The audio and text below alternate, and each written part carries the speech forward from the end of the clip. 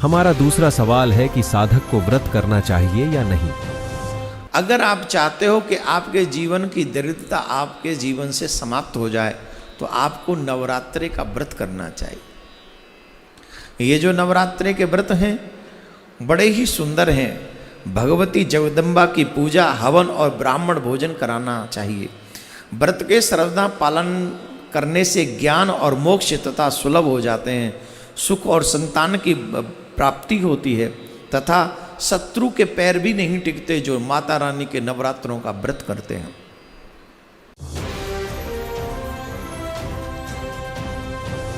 जैसे आज एकादशी है, एकादशी में हमें व्रत करना चाहिए। मेरा भी आज व्रत है, पर कौन सा व्रत है? एकादशी के दिन हमें अन्न ग्रहण नहीं करना चाहिए।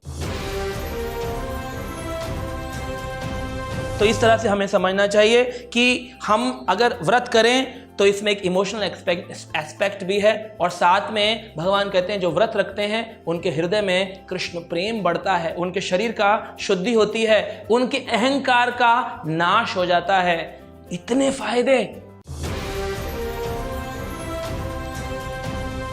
मंगलवार का व्रत प्रातः काल सूर्योदय के पूर्व में उठ जाना है। स्नान आदि निवृत्त करने के बाद में बागे श्री हनुमान जी महाराज का स्मरण करना है, उनका दर्शन करना है। हनुमान चालीसा आदि पाठों का जो भी आप पाठ का नियमावली पद्धति में लिए हो उनका पाठ करना है। और व्रत के पूरे दिन कोशिश करें कि कम से कम लोगों को स्पर्श हो।